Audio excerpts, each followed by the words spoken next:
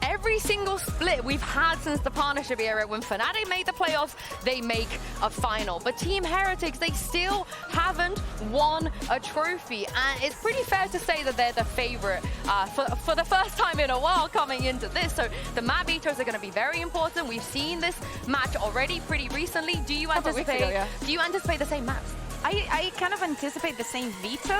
Fnatic banning Pearl, Team Heretics removing Split, and Fracture is going to be the first one. Icebox second. It's not the same maps. We are in for a treat. As you're saying, Yunsu, we saw Lotus and Haven. Heretics wanted to prove on Haven that they got it better than Fnatic, but this time around, it is completely different. And I really, really want to see that second map, especially thinking of that first one, right? Fnatic and go on to the pick and Fracture. We know that they've been performing, especially on the last couple showings that we've seen of that. But from Heretics, it's not a map that we really see a lot. We've seen them ban it also throughout the regular season, and I don't believe we've seen it in kickoff. Yeah, they banned it near enough every single week in the regular season, whether it was in their first wave or their second wave. However, the last time that they met Fnatic, it was Split that they banned, and of course Fnatic deciding to pick into that Fracture. So yeah, something that we've not really seen from Team Heretics as of yet, or at least not so much. But yeah, it's the Icebox. Team Heretics deciding to pick into that one as well, I think is interesting. Let's go. Like that's very confident. The Neon versus the Sage. Yeah, a lot of Gecko. Yeah, I cannot wait to see that head-to-head. Yeah, it's very interesting that Fnatic are finally choosing Fracture. They haven't chosen Fracture at all this entire split. Every time they played it, it's because someone else chose it or it was map 3. So there must be something in the source here that's kind of saying to them, we're confident against Team Heretics. And this is where I want to see Crashies warm into the game instantaneously. You know, he's promised us every time they play Fracture, he's got them. But on the other side, who's the Heretics standout player on Fracture? Here's the thing, we need to think of, as I said, they have not played this since kickoff. I believe it was Woods was playing on Sky. It was like, I do not think that we're going to get the same. The question is, what is Woods going to be doing? Is he going to go on the Tejo? Are we see them moving away from that double initiator? Maybe they do a double duelist here. We've also seen him going on the duelist. Are we going to see the Raze, knowing how good Miniboot has been on the Neon this stage? A lot of questions here, and the ball is in their court. Yeah, we're going to find out now what we're going to get, and it is a mirror matchup. We didn't see Kayak versus Miniboot on Neon last time, so this is exciting. Yeah, that is very exciting. I'm excited to see both of these going on Neon, especially because we know that we're not going to have that head-to-head on Icebox. But yeah, looking at these compositions here, I mean, Rien's on the breach, not something that we see an awful lot of the time as well. And then Boo, trusty Brim. So yeah, I mean, I guess they thought that Fnatic's Fracture was good. They decided to copy the Haven, right? Yeah. And now they're going to prove them, just like in Haven, that they can do it better than them. And of course, for Heretics going into this matchup, you have to see this as a possibility, absolutely. And thinking of Heretics, yes, we had a lot of matches last week. Heretics played one. Like they're on a very, very good position to have as much of a break as they needed to prepare things like this one. But something tells me that this was probably like prepped from the beginning when we saw all the changes. It just makes too much sense for Miniboot to go on this agent. And as we're saying, the head-to-head is going to be brilliant. Also thinking about the snipers and the operators. And I do not only say operators because we expect Kayak to definitely make a difference when he is with that gun. I'm also thinking about the Marshals and the Outlaw that Miniboot has been rocking throughout the entire year. I can't wait to see this match. Of course, the winner will be a grand finalist. And I said that every day working with Kakuka and Billy is a W, and my day is only getting better because Mitch and Tom are waiting on the other side. Take it away. I really wasn't sure which way that was going to go. I thought it was going the other way. I was certain it was going the other way. I'll take a compliment. I'll take it. Yes, a pleasure listening to our desk. But now it's time to get into the game, Tom. Hell of a matchup here in the upper bracket final. Yeah, and I love what they were talking about on the desk towards the end of it, is that it's now going to be another time where Heretics have gone, you got a nice comp, Fnatic. We're going to take it. We're going to do it better than you. And they even said it when it came to the Haven comp last time around. They stole the composition, they went in, and they did it much better. In fact, they dominated. And that's what I think of when looking at this veto in general. I think if you have maps, especially historically, maps that Fnatic would love, they have all of them. Like, you've got an Icebox, which, okay, hasn't looked great recently, but was one of their best in the past. You got Fractured to kick it off, and then finishing on a Lotus. You couldn't ask for much more. But we're not back in the past. We're not in those days, and Heretics have looked in form as of right now. Talking about the past, Stage 1, upper bracket finals and grand final, this was the matchup going back to last year. You've just seen the stat pop up there, 70% win rate when it comes to their opponent's map picks for Team Heretics. And of course, this is Fnatic's pick. Let's see if that stat is going to be hurt and harmed here today. As Fnatic on the defense, getting aggressive, and it's Kayak with a double opening. The flash helped him out for the second, but the first was all him. Little bit of space taken by Heretics in response, but a 5v2 that they're now left in. Yeah, I think they did the exact same thing in the Pistol versus Liquid, this aggressive defensive side push. And has left Miniboot in an almost impossible position, but bear in mind Kayak's low. And Miniboot, when you talk about statistics, when you talk about ACS, this has been the guy throughout the season that's been able to take rounds home in scenarios that never should have been. This crossfire should be impossible, but the first one comes cleanly. The next two might be a little bit tougher. Yeah, there's still some room for this to swing back in the favor of Team Heretics. A strong squad when it comes to that pistol round win rate. See if it can be converted by the crossfire in play. Chronicles contact and the swing from Crashy's down below. In fact, it was Minimoo going diving in towards him. He meets his fate. The shot to the head secures a 1-0 start for Fnatic. Yeah, and as I was saying during the round, this is something that we saw from them last time out when they played Fracture, this very aggressive stance when it comes to Dish and the pistol round, and I think it's something that Kayak just thrives in. You set him up, you put him in positions, and he's going to put up those numbers. Now that game did obviously slip into absolute turmoil, coming down to Boaster having to save them, so we'll see if that's going to be the case here, because I think for Fnatic, getting off to a strong start on Fracture is going to be fairly important. Without a doubt, Team Heretics, they've come in and given them that opportunity at least. It will be a light buy from that attacking side, playing the orbs early on, keeping space across the map. You can see on the B side, sitting outside, you've got two players locking down that control, keeping those orbs out of their opponent's hands, and they can rotate in and take them later on. Now for Heretics, that's really the best that they can hope for in a round like this, where there's not that much to fight with. But if Miniboot gets a few opportunities, if that Sheriff is given a chance, we know just how dangerous a round this can be when the pack is facing you. For Fnatic, it'll be all about avoiding that danger, and I think they're doing a great job. Just looking at B, there's one player passive and a 3-man Southside push, a lot of space taken in response. They have so much of the information. Here's the danger. They're even going to steal an orb or two, but I think they're very aware of the few spots on the map. There could be less saying that. Rians is the first to take a jewel, but Chronicle at range should have them dead to rights. Obviously not wanting to overface, but here's the steps coming and just farming up those orbs. Eventually he's going to get overwhelmed though, and this could be a problem. That's now the rifle. Look at the guns that are left for Fnatic. They've only got the pistols remaining. One comes up for Alpha here, but this has all fallen apart. Boaster's got a chance. Still gonna hurt the economy, but oh, never mind. He can't pull it back in their favor. The round 2 response from Team Heretics, a resounding victory. They looked to play the orbs. They moved as a pack, but their odds, it didn't seem to be in their favor. Isolating the first fight though, it's worked wonders. Yeah, Fnatic need to make sure they go off to a strong start, get that momentum in their favor. That's not lasted very long at all. Let's go, boy! I think, yeah, Miniboot maybe as surprised as the rest of us, because that didn't look like a round that should have been remotely possible. But with the aggression of the weapons and the pistols left behind, you now look at the economy available. I guess it doesn't matter. I guess the Classic is a much better gun than I'm giving it credit for. Fnatic coming into this game at least the best anti-eco team in the league. Well, that statistic just took a big hit in a big game as well. Trying to fight back with an eco of their own. And at least for now, it looked good. A Classic found the opening. Alphier shows the Guardian. And put some credits on the line, and the reward, well, it's looking decent with Heretics already feeling the burn. Moving into the A site though, filling in a lot of space here will give them an opportunity to grab that plant. They still have to get past Crashies, but again, it's only the Classic in his hands. Boaster coming into position, only a Sheriff. I think fighting back in is always going to be that little bit more difficult. Utility to try and hold them into place, and well, it's not the prettiest of shots. Rians does well, but the spike has been dropped to the deck. Still though, now back into a 2v2 scenario.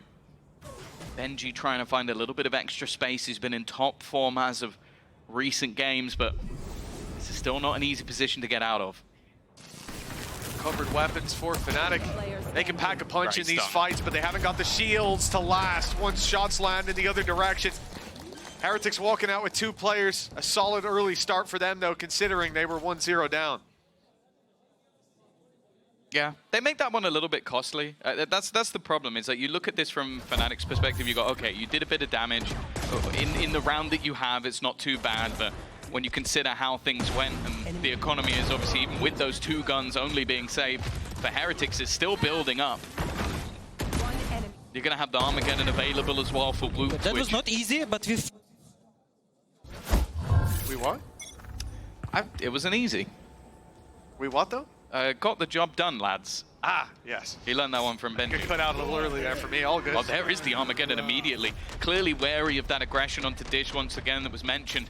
This time, though, Kayak on the other side might have actually found a gap around the edge of the cam. I don't think Benji's going to have any idea that he's here! And it's not the prettiest of shots, but Kayak is still standing.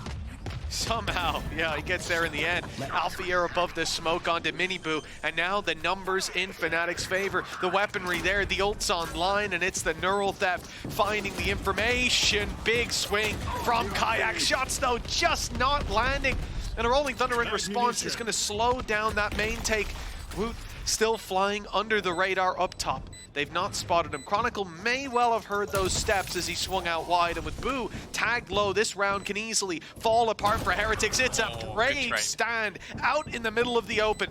And he will find one on low HP. That's as solid as you could hope for, but Woot being rooted leaves Rienz alone. The last man standing, players all around, but he isolates it to just Chronicle. The time ticking, and it's already gone. The headshot confirms it. A Red Bull clutch for a 3-1 lead. I think we've heard it from so many players throughout the league so far that who's the best player? And you look towards like the star duelists, maybe a Kayak, a Miniboo.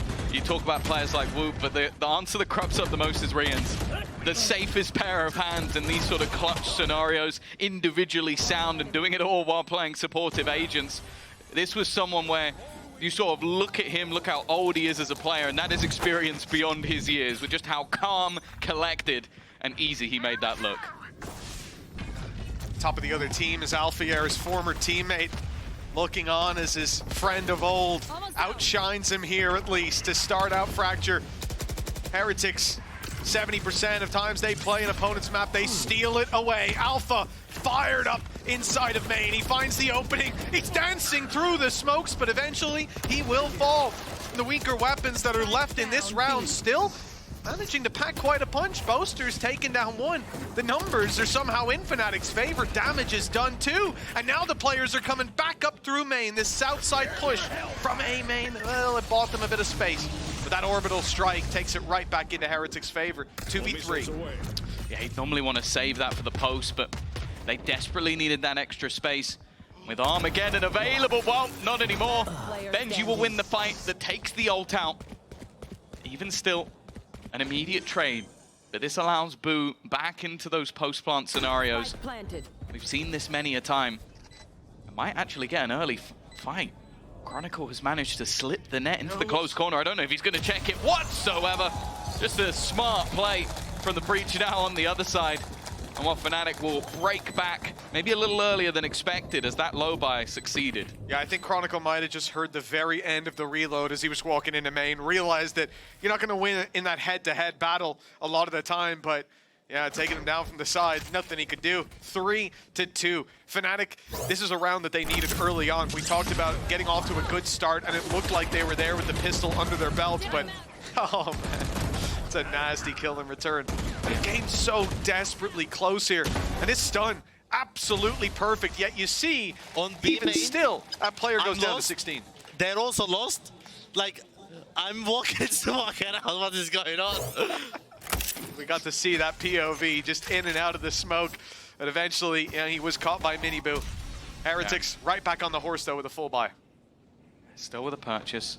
Overdrive available. Ults firmly in the favor of Fnatic though. This is where they could look to build, but you can tell not wanting to overplay their hand, especially Alfia in this round with a full setup available. Trying to make sure they don't get anything for free. Camera taken out. Miniboo, someone we talked about confidence issues in the past, wanting to see him get off to a good start. Of course, up against Kayak, he has been shut down in week 5 when they played each other. It was the Kayak show. Now his opportunity for redemption up against the man himself. Benji Fishy is caught in the corner, finds himself one anyways, and a little bit of extra info. Cage trying to keep himself alive. Rien's at least able to trade it out, keeping favor in Team Heretics camp, but the spike still needs to be planted. And Crashies is here waiting for that cross. For now, though, it seems like they might be expecting the rotation. Alfia steps away from the site, leaves Crashies alone, and maybe they don't want this fight. Heretics could get a free plant. In fact, they get a free pick onto Alfia. I don't think those shots were meant for him. This leaves Crashies all available, but chance of victory slim. Ultimate probably not wanting to be expended unless he can find a quick pick. And just look how far back this rotation is already going from Wu, knowing that soon he'll have the salvos available. The time that he can buy holds so much more value.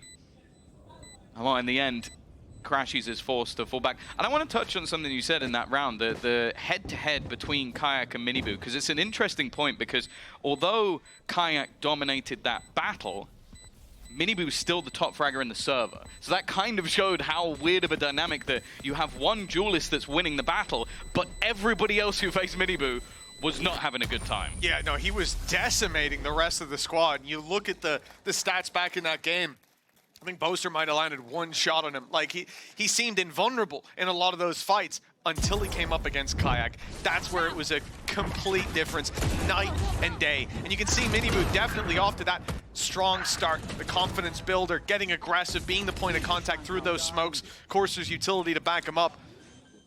Even getting caught by some himself. I only killed one, but thank you. Oh, he's getting old, needing those stretches. Well, the early 20s, you know, it's really difficult time. Hands of time, man. They're unforgiving. Oh. Boaster's another highlight as well. He's had a good season individually, but struggled when it came to this matchup, maybe having to focus a little bit more with how aggressive some of these plays can be. Chronicle, though, ready and waiting. Always been one of his best maps over on Fracture. For now, at least, they have the opening advantage. Oh, that timing perfect on the swing. Alfia took a while to get there. He's a little quicker swinging onto Boo, though. Benji Fishy only got one last round. He wasn't happy with that. Steps up for a second, but not quite the third. It's Alfia to take it across the line, putting just Rien's up against the rest. They know exactly where he is. He's tripping wires. He's caught by the ult, and now he's in a fight with Kayak. Not one that many get to live to tell the tale of. Another round for Fnatic, now just one away, but considering they came into this map winning the pistol round, they would have wanted a stronger start than this. We're going to need to see them streak together. I would say a few rounds. So far, they haven't streaked together too. The interesting thing so far in this map is I feel like they've been doing in rounds where the purchases are actually a little bit weaker.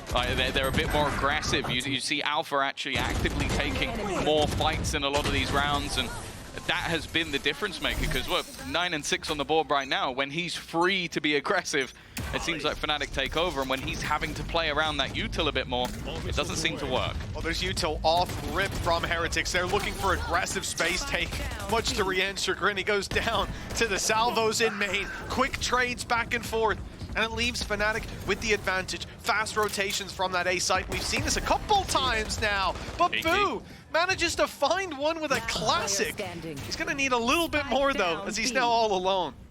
He's got a lot of time to play with, but yeah, the unfortunate truth is it's only the sidearm that sits in hand for now. You can recover one here. I think just wary of what ground has been taken, though. You know where the spike is.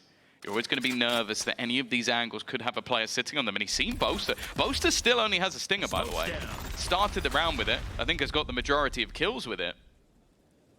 But is waiting for the swing out from Chronicle. If he gets this kill, it could be a completely different story, knowing that his opponent was playing at range with an SMG, and now with Spike in hand, you can see Boaster's just standing in a position where he can hear any steps. If his opponent was to start running, he could make it quickly back to the A site. But they're already starting to doubt if Boo has made that move. Yeah, they think that maybe he's shift walked all the way to that north side and is now coming down through Dish.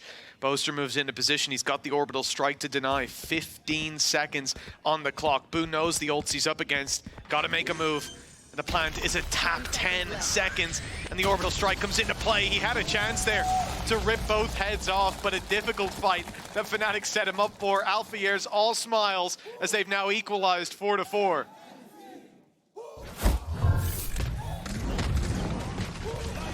Around again with a fair few weaknesses. A nice early setup. This is something that I think has been challenged quite regularly by Fnatic, has taken away that arcade control, making sure that teams can't execute through that direction. This guy is smoking, bro. Okay. Chronicle maybe not happy with the disrespect. I'm not sure, but it's now going to be that tactical timeout taken for Heretics. You said needing to build on that defensive side. Fnatic have done that 3 of the last 4 rounds. But this is where not only the purchase comes back in for Heretics, but also you look at those ultimates. Already having the overdrive, Rolling Thunder close, Orbital Strike close as well, Armageddon just a couple away. And that's what can be the difference maker, because for Fnatic, there is nothing available. Yeah, I mean, the orbital strike was there, right? But it was taken out of play in that last 1v2. You can see how desperate Fnatic were to get that round on the board, dispensing that, the respect that they're giving to their opponent as well. The stun, orbital strike, all that they had to work with. Now, when we talk about rifle rounds that we're about to see one play out in front of our eyes, these teams, Heretics #1, Fnatic #2 in the region, separated by just 1%. I mean, they are essentially the same when it comes to taking on opponents with equal weaponry in hand. 87% retake win rate. Okay. Yeah, the 8th worst, it doesn't sound that bad, but when you realize that includes the majority of teams in other regions, it's not the best. Especially for a team that has always been known for a lot of those utility setups. You'd expect that on a map of their choice, they'd be strong in it. Pace change, though, coming in. And wow, Alfia, he's been at the right place at the right time. Dominating that B site. This time swaps to A, and already that's Miniboo gone again. We already mentioned, you know, early on, it was his former teammate Rien's the one putting up those numbers, but Alpha very much leading the charge on the server in these last couple rounds. And on the scoreboard, as we see more bodies thrown at that site, they'll finally deal with him, but the reinforcements are here. Players covering all the angles from Sand and Spawn. They will take this round and the lead out of Team Heretics' hands. Yeah, no, Alfia looking incredibly comfortable right now. And as said, you put him in the right place at the right time. He is definitely one of the hardest players to play against. I think maybe at kickoff, not quite having the form that would have been desired of someone who, well, we know can play at the very top level, at the very peak of it. But so far in this map, he has been the difference maker. And as said, like you're watching Miniboo try and run into these angles, try and get up in his face, but the immediate shots being connected, Fnatic's reads have been sublime. It's always dangerous when you see Alpha start to giggle and have a good time down on that stage. Some more brazen plays surely around the corner. Big stun on the Boaster. He's going to be caught again by Miniboo. Opening duel goes his way, but he's caught by Chronicle. Trade back, and it's only pistols now. That ultimate was the one thing to bridge the gap. The weapon inside that cage maybe can help them out. And there it is, finally recovered by Benji Fishy. Now they've got a rifle in their hands. They've got a potential plant. But the spike goes back the other way. They think the A site is going to be an easier solution to this problem of Fnatic's quick rotations. And it has been left mostly open. This is It's a fake. absurd amount of space to be had by Kayak. It definitely creates some awkwardness with an operator. He needs to land the immediate shot. Benji gets a kill on the other side, but Kayak is well aware. Another for Rians, though. And again, both teams have had relative success with these lower purchases, with both players now having guns, with a Rolling Thunder available. It's going to come down to the timing of what Kayak can get. This was a crazy cerebral round from Heretics to fake back to A, late play into B, but now they've got to finish their dinner. Left down to just the operator of Kayak. Damage done to Benji, but that doesn't matter with this weapon in hand. And he's sent flying backwards by the Rolling Thunder. The clock here could prove to be his biggest enemy so far as he makes his way towards this site. So much stands in his way. Still a stun for Rians and a big weapon in his hands. He's made the realization this round cannot be won by Kayak. It's Team Heretics equalizing at 5-5. And the competitive series that we hoped we'd see here today, well, it's materializing in front of our eyes. Especially considering that obviously we haven't seen much of Heretics on this map whatsoever, going all the way back to kickoff. It's a pay safe card, Thrifty. Another one, like I said, I think both teams with the low buys have been very effective in where they choose to go in these rounds, the sort of aggressive start to it, and then having these sort of late round lurks, these aggressive mid rounds. I'm liking the choices, the risks that are being taken by either side when they have pieces missing. In this round, at least, that won't be the case. Both teams again coming in with a buy, but I mentioned it. The ultimates have been really building up for the side of Heretics, and now they come in with an Armageddon orbital strike. If they get a plant, it's over, but it could also be used just to get them the space in the first place. Yeah, or one for one, right? One to get in and one to lock it down. For Fnatic, a lot to worry about in those early fights. And they're looking for this deep A main aggression alongside that operator. It's going to lock down control for them late into the round. They still have to be worried about drop down, though, in that late play. And a much more passive approach to this B site. Again, though, that comes off the back of seeing these ultimates, expecting an Armageddon to clear exactly the space that it's going into. No one needs to move on Fnatic. They were already set up for this. Those spams come desperately close to taking someone down. But in the end, Fnatic survived behind those smokes. In fact, Boaster gets in front of them, hoping that Boo will make a mistake. Denying this plant, though, seems big attack. Boaster's pushed out. Big orbital strike.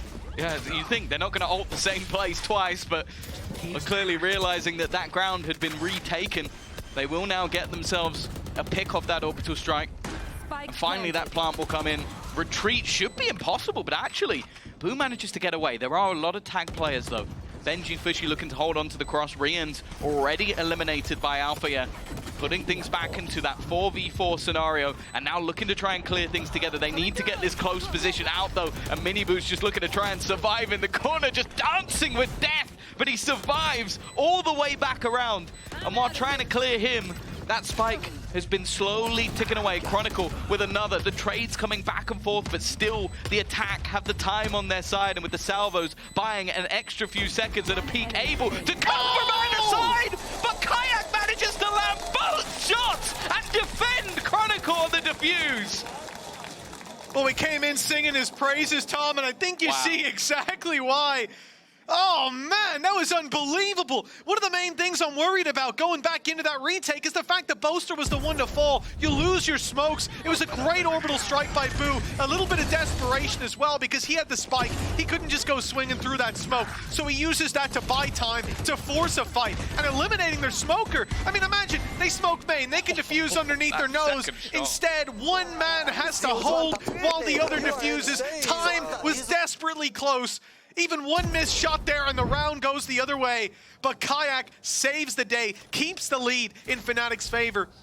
And they can close this out 7-5. They won the pistol. They looked like they were off to a good start. But disruption early on from Heretics has slowed down And now it could be Fnatic's time to shine. Big pick for Kayak early. At dish control, working wonders. And the response on the other side is to try to push Boaster. Try and fail.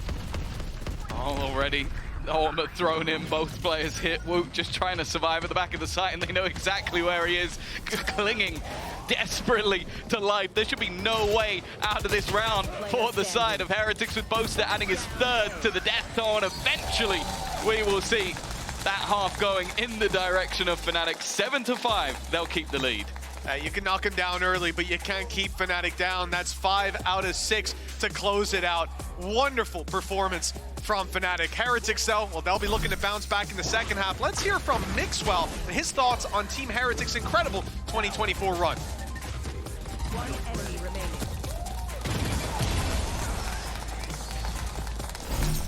I think Team Heretics in 2024 did an incredible run. You have to take into account that they had to change rosters all the time because they had problems with visas, and Patitech was coming in and out, and still managed to get a second place in almost every event they played. It was a project for the long run that ended up being so successful that not even the organization was aware of their true potential. And after the finals of Champions, losing against EDG in that fashion, the players were devastated, of course. They were devastated, and coming back from that was hard. You could see it at the start of the year. They were still not in their best shape. Mentally, they were not there.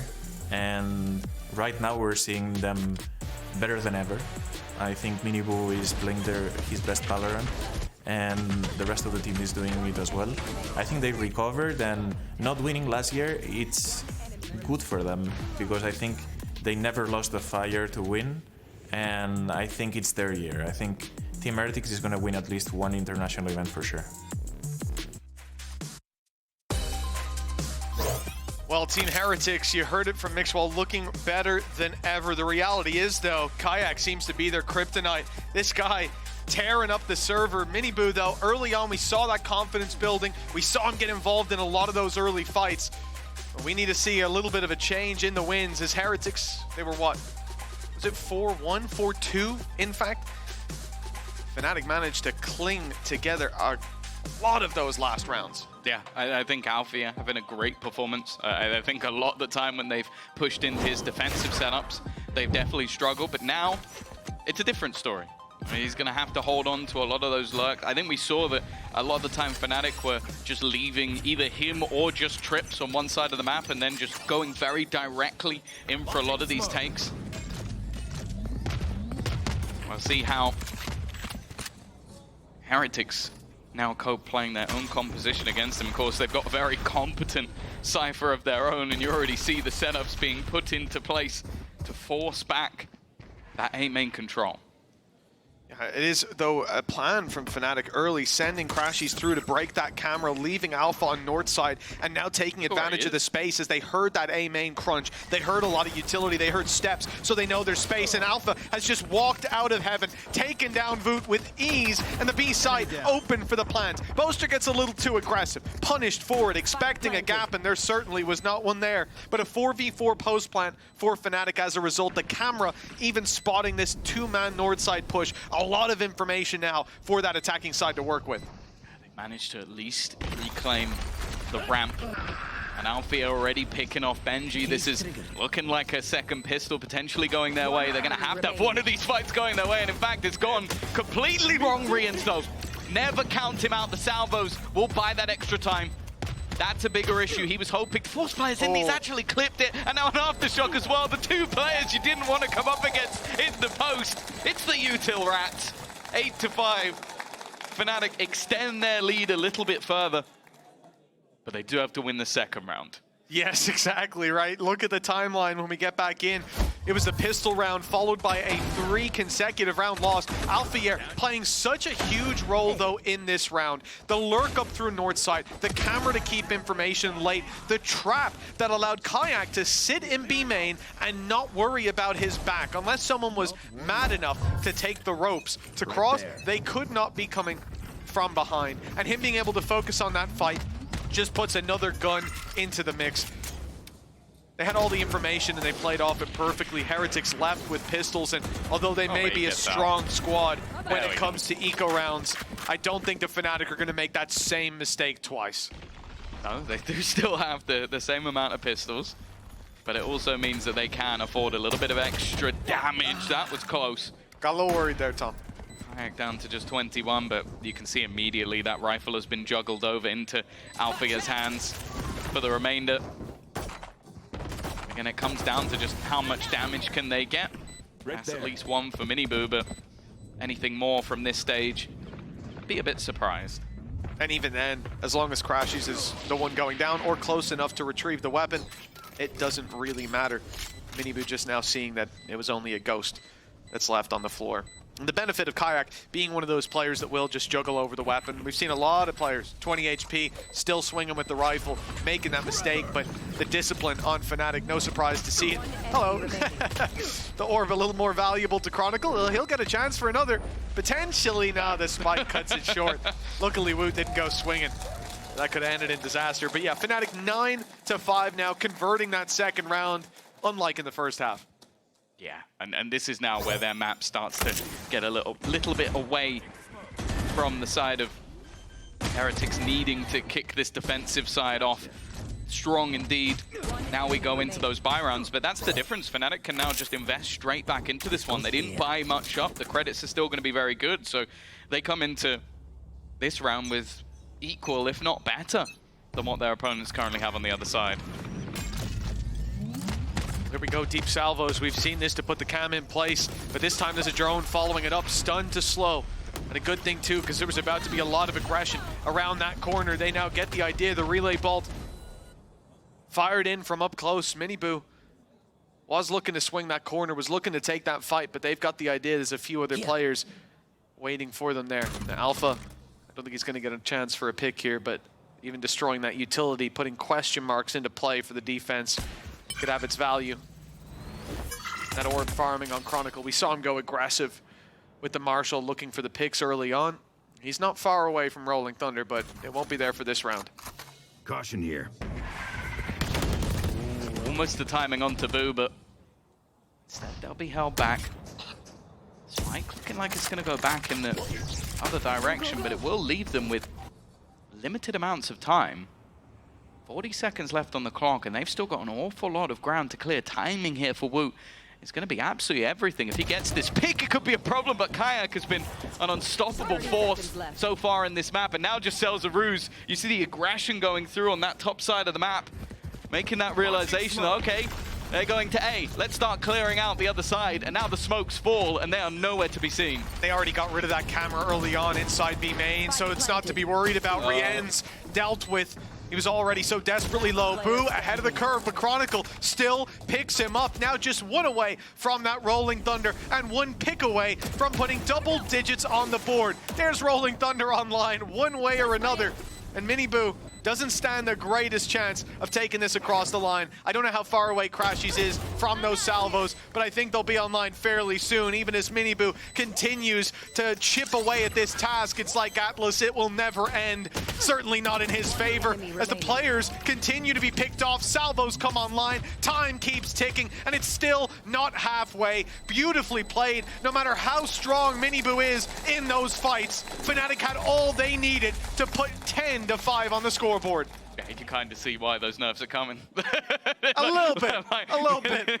The amount of sort of time that could just be bought on the clock by Crashies alone, and this is why you might look at him at the bottom of the board right now, 6 and 9 in terms of the kill feed, but just the time he's able to buy, the space he's able to take, it just makes things so awkward for the remaining player. 10 rounds on the board. Of course, for Heretics, the story has been for a while about that second place curse. And you go back to stage 1 and stage 2 of last year. Well, the reason they never won it was because of this squad in front of them. Even if internationally they did better. Kayak, he definitely knows that there's a target to be had, and well, is waiting for Rien's to make his move. So aware of these positions, and even under pressure, he's still landing the shots. Boo is all that's left. Spike planted. This rifle recovered. Miniboo managed to chip away at them last time, but what stopped him? It was the salvos, and guess who's still online, still alive? Now, salvos aren't there just yet, but we've seen it. They'll be ticking away in the background and other players throwing themselves at this fight. Boo would have to root Crashies out first. He has found him and taken him down. Recovered the weapon for the magazine, finds his third, now it's down! No one! A few shots away from an unbelievable clutch, but Boaster pulls Fnatic across the line, 11-5, 4 rounds in a row, and Team Heretics calling a pause. They know that their chances of closing this map out, of even competing here on Fracture, are fading away round by round. Yeah, no, it was an incredibly nice try from Boo, switching guns midway through, and well, the last man standing, Boaster, had to put him down to stop that. Good job, boys. Very nice. About 11-5 up. A 6-round streak for Fnatic on their map choice. Looking at that veto, the potential for a Haven to be picked again. That could have been the choice of Heretics going into the next. They decided to switch things up, go for an icebox, maybe play the mind games. We'll see if that comes back to bite them. And the Fracture choice, not really that much of a surprise. Even though it was close versus Liquid, we saw the resilience, we saw the depth of what this Fnatic squad have on this map. And well, you just look at the scoreboard right now. As said, you can talk about the impact of Crashies without the kill feed, but everybody else is lighting up the kill feed. Boaster now, I think in the last series versus Heretics, managed just 15 kills across 2 maps. He's on 13 right now. I don't think he's the major talking point, with Kayak, Chronicle, and Alpha all having one hell of a game. Yeah, Alpha's first half was unbelievable. I think you can't take anything away from him when it comes to that second. Oh, here's a great stat as well, backing that up. In their last match, Kayak won 80% of opening duels against Miniboo. Like, unbelievable to see this guy go head-to-head with a player that many in the world have learned to fear.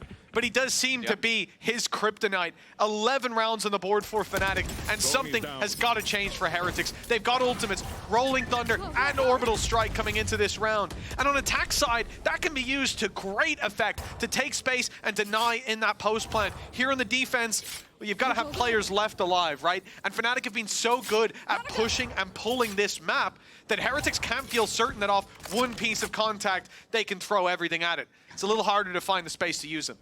You've got the camouflage cam, and on the other side, you've got the aggressive peak coming up, but Woot's definitely been having a struggle so far on this Teo.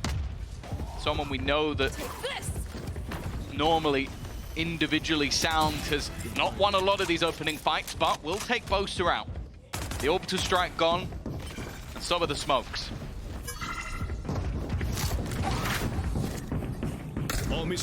Hasn't deterred them. Salvos force players to the open, the smoke shielding them for now. Alpha are picked off going up into heaven, and now, well, even Orbital Strike committed. 5 versus 3, 25 seconds on the clock when that ult is taken out. I'm a little surprised. The respect being shown, perhaps for good reason, but they drop Kayak right away. 10 seconds, salvos to deny, and the round is already done. If this spike makes it down, I will be very surprised indeed. And I suppose it does make it down onto the floor, but not planted. Chronicle to save his weapon, and a round back for Heretics. Yeah, clearly feeling the pressure a little bit. The Orbital Strike, I think, just utilized to make sure that the round is confirmed. But I also think with other ultimates online and coming online, just making sure that the cycle of those ults is going to be further in that favor. But I think the most important thing was just the start. Woot being able to hold it down, denying Boaster that space, and then just having those quick rotations back in onto the site. It's the combo breaker. The 6-round streak ends before it hits 7. But there needs to be a whole lot more for Heretics to make me believe in this map, at least. A